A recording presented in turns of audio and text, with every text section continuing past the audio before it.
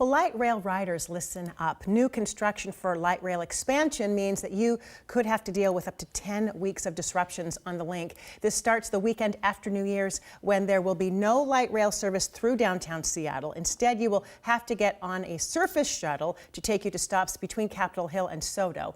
Those trips could take you longer too. And then Monday, the 6th, construction will require the trains to run less frequently through mid-March. Transit officials say that could have a ripple effect on the roads.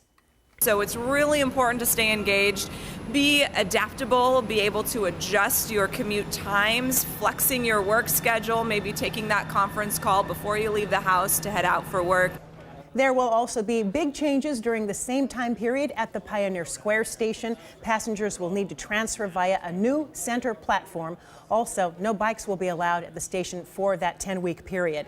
And there will be a weekend closure of downtown light rail stops in both February and March.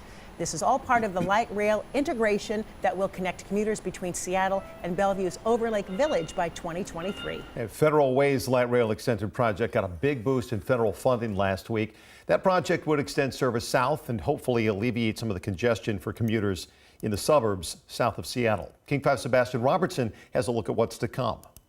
When complete, this project is expected to connect Federal Way to the rest of the light rail system up north. It's an expensive project that the U.S. federal government is invested in. The DOT fronting more than $750 million in grant money.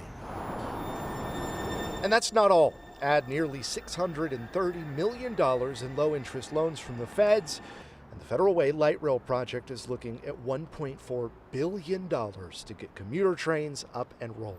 It's a tremendous opportunity for South End commuters given the existing traffic in that corridor. When open, nearly 8 miles of track will connect 3 stations in the Kent Des Moines area, south to 72nd Street and the Federal Way Transit Center. Hell yeah. I shouldn't say hell yeah, but yeah, that's okay. 2 thumbs up. During peak hours, the new service promises a steady flow of cars, projected to carry between 29,000 to 34,000 passengers a day. People like Lori Parker, who's already taking advantage of the existing routes. It's relaxing. You don't have the congestion. You don't have to worry about parking, and you get to meet people. It's a win-win. If you're set on riding the light rail, right here is the end of the line, SeaTac Angle Lake Station. That'll change, but it'll take some time. Expect light rail to take its first passengers from Federal Way starting in 2024. In SeaTac, Sebastian Robertson, King 5 News.